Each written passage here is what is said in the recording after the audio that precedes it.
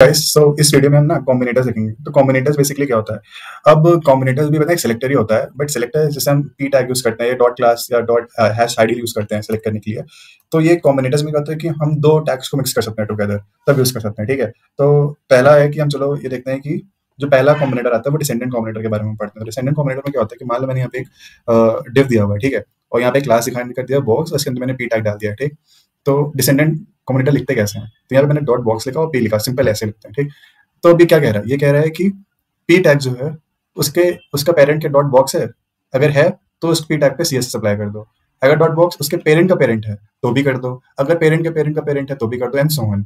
मतलब वो कुछ कोई भी उसके पेरेंट के चाइल्ड माना चाहिए। डॉट बॉक्स जो है ना वो उसके मतलब क्या बोल सकते हो, दादा बाबा परदादा कोई हो सकता है, तो इस पे सीएसएस अप्लाई कर दो।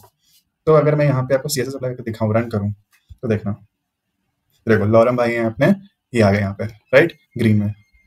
अब दूसरा कॉम्बिनेटर क्या होता है, वो होता है तुम्हारा चाइल्ड कॉम्बिनेटर। और चाइल्ड कॉम्बिनेटर को लिखते कैसे हैं, ये वाले साइन से, जो तुम्हारा ग्रेटर देन या लेस देन वाला होता है ना साइन, उनसे। तो ये वाला ग्रेटर देन वाला, तो इसको बोलते हैं हम child combinator. Child combinator basically क्या करता है ना, ये जो यूएल है जो कि पेरेंट है, वो अब एल आई जो है उसका डायरेक्ट चाइल्ड होना चाहिए। मतलब कि मैं यहाँ पे गया, मैंने देखो एल आई यहाँ पे किया, फिर ओएल लिखा है, फिर एल आई लिखा है, ठीक, फिर उसके अंदर एल आई लिखा हुआ है, देखो यहाँ पे भी। तो अब एक और चीज भी कर देता हूँ मैं, मान लो यहाँ पे एल आई लिखता हूँ, आइटम लिखता हूँ, और इसके अंदर भी एक ओवेल डाल देता हूँ। ठीक, तो ओवेल के अंदर एल आई डाल देता हूँ।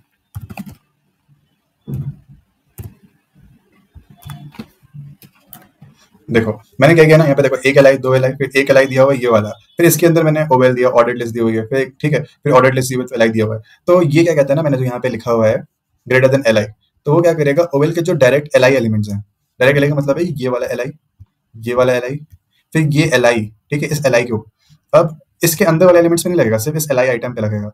फिर ये तुम्हारा एल आई ये वाला, ठीक, इस पे सीएसएस अप्लाई कर देगा।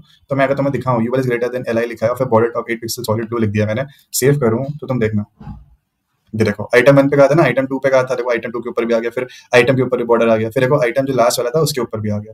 देखो यहाँ पे देखो लास्ट वाला है ना, इसके ऊपर भी आ गया, ये आइटम के ऊपर भी आ गया, आइटम 2 आइटम 1 के ऊपर जो मैंने यहाँ पे बॉर्डर टॉप करा हुआ है 8 पिक्सल सॉलिड, वो आ गया। तो ये होता है तुम्हारा चाइल्ड कॉम्बिनेटर। अब भाई एक आता है नेक्स्ट सिबलिंग कॉम्बिनेटर। अब ये जो नेक्स्ट सिबलिंग कॉम्बिनेटर है वो कैसे लिखते हैं, वो हम लिखते हैं ऐसे। मान लो मैंने h1 प्लस p यहाँ पे ऐसे किया हुआ है। पहले तो यहाँ पे मैं अपना डिफाइन कर देता हूँ जल्दी से। मान लो कि मैंने यहाँ पे एक h1 टैग दिया, हाय आई एम ग्रूट,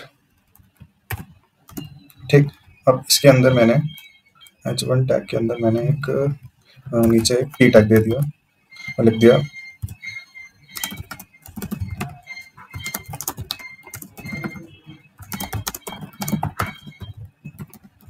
ठीक, मैंने ये p टैग लिख दिया। तो अभी जो मेरा नेक्स्ट सिबलिंग कॉम्बिनेटर होता है ना, वो क्या कहता है कि अगर p टैग तुम्हारा जस्ट h1 टैग के बाद आ रहा है, या कोई भी टैग, मान लो ये जो तुम्हारा टैग है जो तुम्हें सेकंड लिखा हुआ है, ये सेकंड सिलेक्टर, वो अगर फर्स्ट सिलेक्टर के जस्ट बाद आता है, ठीक है, एकदम जस्ट बाद आता है, तो उस पर ये सीएसएस अप्लाई कर दो। तो यहाँ पे सीएसएस कैसे अप्लाई करना है, कलर लिख देता हूँ, colour is equal to red, ठीक, ये सेव कर देता हूँ, रन करता हूँ, देखो I am grout, I am a tree, I have super powers, ये रेड से आ गया, राइट। तो ये चीज होती है, तो इसको बोलते हैं नेक्स्ट सिबलिंग कॉम्बिनेटर, जो कि प्लस से होता है। अब एक आता है सब्सिक्वेंट सिबलिंग कॉम्बिनेटर। तो सब्सिक्वेंट सिबलिंग कॉम्बिनेटर में क्या होता है कि ये जरूरत नहीं है कि जो दूसरा एलिमेंट हो वो तुम्हारा डायरेक्टली एडजेसेंट हो। फॉर एग्जांपल कि मैं लिख के दिखाता हूँ, यहाँ पे मैंने h1p दिया हुआ है, दिया ही हुआ है, मैंने यहाँ पे टेक्स्ट लिखा ही हुआ है।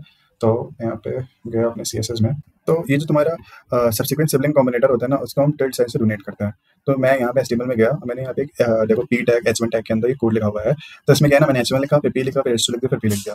तो तुम्हारा ये जो सब्सिक्वेंट सिबलिंग कॉम्बिनेटर होता है ना, वो क्या करता है बेसिकली, वो तुम्हारे यहाँ पे जो टिल्ड साइन है ना, वो चेक करेगा सेकंड सिलेक्टर जो है वो क्या सब्सिक्वेंट एलिमेंट है h1 का, मतलब कि जरूरत नहीं है कि एडजेसेंट ही हो। एडजेसेंट का मतलब है कि इसके जस्ट बाद आ रहा हो, वो क्या होता है कि h1 के बाद कभी भी आ सकता है। तो ये चेक करेगा और यहाँ पे सीएसएस अप्लाई कर देगा। देखना अगर मैं रन करूँ तो देखो यहाँ पे नेक्स्ट आ रहा है, राइट।